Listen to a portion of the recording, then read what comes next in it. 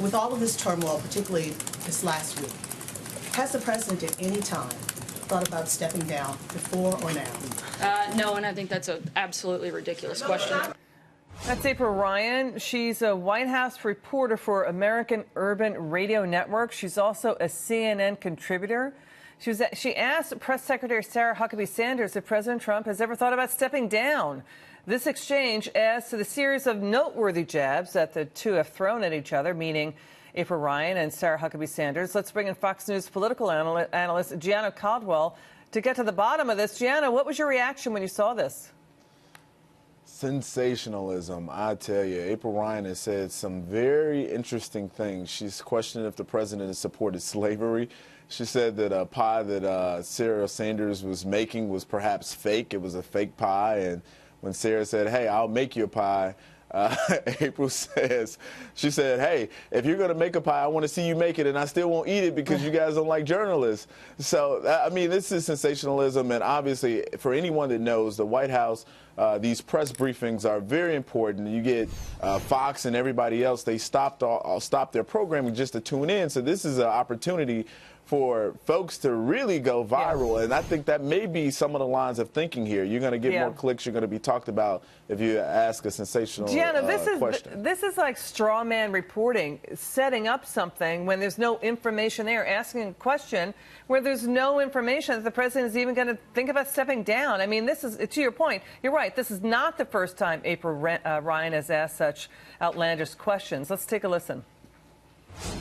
The question is, does this administration believe, does this president believe slavery was wrong?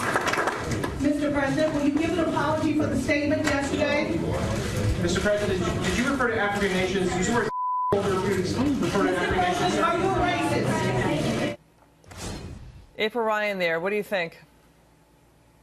Well, I think that the environment that's been created now is reality TV style journalism. And we see it with April Ryan. We see it with a number of other people. At the end of the day, people have gone from becoming or being journalists and really giving the facts and providing that honest news coverage to, hey, I might have an opportunity to be famous. And I think a lot of people see it that way. We can talk about folks over at CNN that we've seen do it. We can talk about folks at other networks, wherever they may be.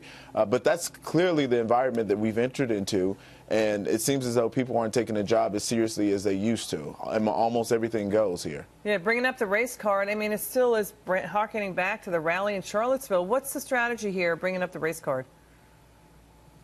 Well, obviously, in legitimacy, that is a question that a lot of people are asking. So we have to give credit to the fact that that is an authentic question when people bring up the race card in certain situations. But we do see where people use the race card for legitimately everything. And that's when it does a disservice to legitimate racism. And I think that's where things become fairly problematic. And we've seen that done time and time again.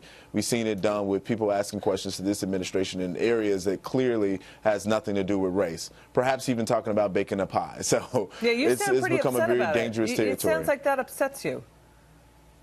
Well, yeah, it certainly upsets me when you have millions of people in this country that have been marginalized to some form or effect by racism. We can talk about slavery. We can talk about Jim Crow. We can talk about any number of issues. So certainly that upsets me, and I think it should upset anyone who knows what authentic racism is. All right. Thank you, Gianno Caldwell. Good to see you.